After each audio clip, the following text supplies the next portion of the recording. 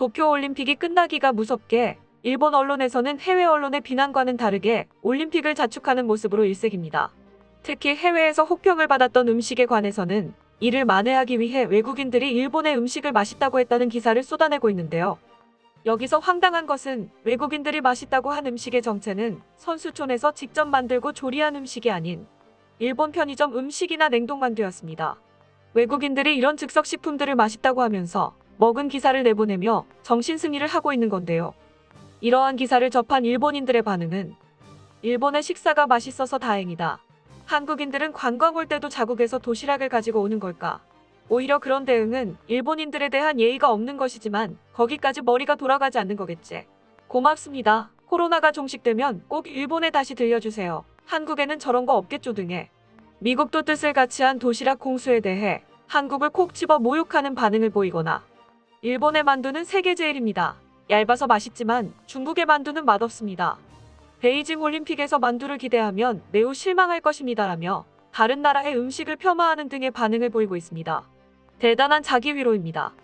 이들은 예전부터 후쿠시마의 파의 판매량이 저조해진 이유가 자신들도 자국의 말을 못 믿어 후쿠시마 음식을 소비하지 않아서 그런 것이 아닌 한국인들이 도시락 공수를 한 시점과 판매량 저하의 시점이 들어맞기 때문에 한국이 일본의 안전한 음식을 의심하는 바람에 농민들이 죽어나고 있다며 유언비어를 퍼뜨리기도 했습니다. 이들의 말대로 한국이 일본 식자재의 판매량과 미국의 도시락 공수와 외국 선수들이 일본 음식에 불만을 제기한 사실까지 조작했을 정도면 한국은 정말 대단한 나라라는 말이 됩니다. 그들은 욕하는 척하면서 사실 한국의 위상을 드높여주고 있는 건지도 모르겠습니다. 일본은 주최국의 품격에 걸맞지 않게 다양한 수단과 방법으로 한국을 자극했습니다.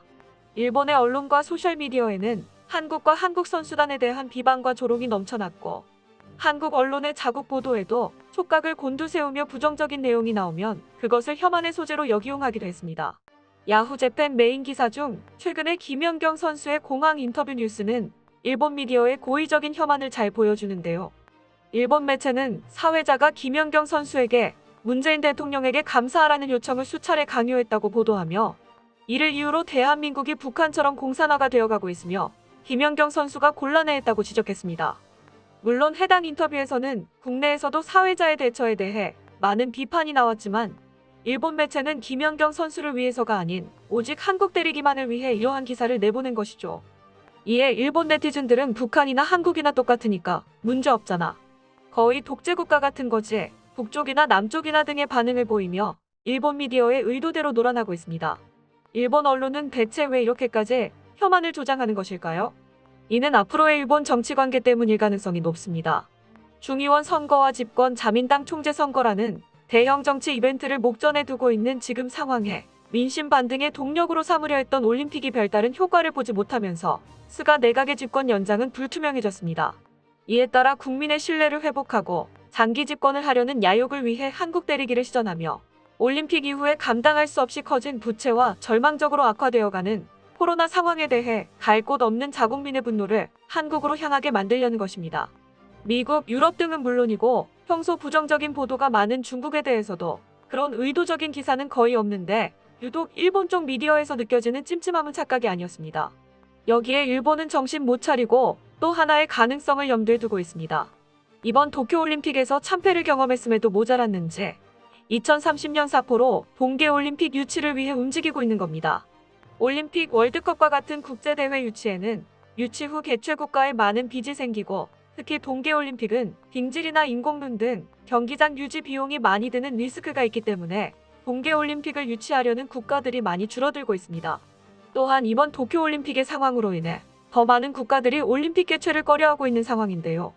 이를 틈타 국제대회로 자국을 홍보하는 것을 매우 좋아하는 일본이 비지고 모고 한 번 더를 외치며 적극적으로 밀어붙여 2030년 동계올림픽 개최지 유력 후보가 될 것으로 예상됩니다. 이들은 과거 64년 도쿄올림픽으로 신칸센 홍보를 성공한 전례가 있어 국민들을 빚더미에 앉히는 한이 있어도 2030년에 삿포로까지 연장 예정인 홋카이도 신칸센을 홍보할 목적으로 삿포로 올림픽은 포기하지 않을 것으로 보입니다. 하지만 일본의 이런 희망은 이루어지기 쉽지 않을 것으로 전망됩니다. 엄청난 희생을 치른 동일본 대지진보다 더 끔찍한 4가지 큰 재난이 닥칠 것이란 경고가 일본에서 회자되고 있기 때문입니다. 지진 연구로 저명한 가마타 히로키 교토대 대학원 교수는 월간지 분계이 슌주에서 2월 동일본 대지진 여진은 경종에 지나지 않는다며 경각심을 호소했습니다. 그가 말한 첫 번째 재난은 규모 8급 동일본 대지진의 여진입니다. 그는 2011년 동일본 대지진은 너무나 거대한 지진이었으니 20년간은 여진을 경계해야 한다며 과거 연구를 보면 여진의 최대 규모는 본진의 규모에서 1을 뺀 것으로 최대 8급이 될 수 있다고 설명했습니다. 규모 8은 도쿄에서 느끼는 진도가 5에 이르고 쓰나미가 발생할 수도 있습니다. 일본 중앙방재회의의 피해 규모 예상에 따르면 이 지역에서 규모 7.3의 지진이 발생하면 최악의 경우 주택 61만 채가 완전히 파괴되고 불타며 약 2만 3천 명이 희생될 것이라고 3월 11일 니혼케이자 신문은 전했습니다. 경제적 손실은 직접 피해만 약 494조 원에 달하고 간접 피해를 포함하면 약 998조 원에 육박할 전망입니다. 두 번째 재난은 수도 지카 지진입니다. 일본 수도권은 200에서 300년 간격으로 규모 8급의 대지진이 발생했고 그 사이에도 규모 7급의 지진이 계속되어 왔는데요. 수도 지카 지진은 가장 위험합니다. 가마타 교수는 수도권 동부에서 연약한 지반에 의한 건물 붕괴, 서부에서 대규모 목조주택 화재, 도심에서 강풍에 의한 화재 등으로 이어져 희생자가 크게 늘어날 것이라고 경고했습니다. 세 번째 재난은 후지산의 분화입니다. 가마타 교수는 후지산을 필두로 전국의 활화산도 동일본 대지진의 영향을 받고 있다며 지진 직후부터 마그마 웅덩이 주변의 지진이 늘고 있다고 설명했습니다. 9세기 대지진 발생 후 46년 뒤 일본 역사에서 최대급인 아오모리현과 아키타현 경계에 도하다 화산이 분화했습니다. 후지산이 마지막 폭발한 것은 1707년인데 이때도 호에이 지진이라 불리는 거대 지진이 2개월 후 일어났습니다. 가마타 교수는 후지산은 사람으로 치면 초등학생 수준의 성장기라며 향후 반드시 분화할 것이라고 예측했습니다. 교수가 주장한 마지막 재난은 난카이 트로프 대지진입니다. 난카이 트로프란 시즈오카현 수루가만에서 규슈 동쪽 태평양 연안 사이에 있는 깊이 4,000m의 해저 봉우리와 협곡지대를 지칭하는데요. 이 지역엔 난카이 지진, 도난카이 지진, 도카이 지진 등 세 가지 지진이 주기적으로 발생하는데 세 지진이 한꺼번에 일어나는 게 난카이 트로프 대지진입니다. 일본 지진조사위원회는 최근 난카이 트로프에서 향후 30년 안에 대지진이 발생할 확률이 80% 정도로 높아졌다고 발표한 바 있습니다. 만약 규모 9.1의 난카이 트로프 대지진이 일어나면 최대 34m의 쓰나미가 밀려오고 희생자가 32만 명에 이를 것으로 일본 정부 내각부는 예상했습니다. 여기서 끝이 아닙니다. 일본 정부 지진조사위원회에 따르면 지난 1월 기준 앞으로 30년 동안 일본에서 가장 큰 섬인 혼슈 최북단 아오모리현의 동쪽 태평양 연안 앞바다에서 이와테현 앞바다에 걸쳐 규모 7.0급의 지진이 일어날 확률은 90% 이상이며 홋카이도 네무로 앞바다에서는 규모 7.8에서 8.5 정도의 지진이 벌어질 확률이 80%입니다. 일본 언론에 따르면 일본 정부 지진조사위원회는 지시마 해구 일대에서는 평균 340에서 380년 간격으로 큰 지진이 반복해서 있었다며 가장 최근에 큰 지진이 발생한 지 약 400년이 지난 만큼 대지진이 임박했을 가능성이 크다고 지적했습니다. 이와 같이 향후 현재 일본 전역에서는 지진과 화산 폭발 등의 위험이 도사리고 있는데요. 이러한 자연재해의 가능성을 의식한 건지 8월 10일 삿포로의 아키모토 시장은 기후변화 등의 예를 들며 다양한 일을 해결해 나가는 방법으로 올림픽이 있다는 것을 어필할 필요가 있다고 말하며 자연재해 또한 올림픽으로 극복하겠다는 뉘앙스의 말을 남겼습니다.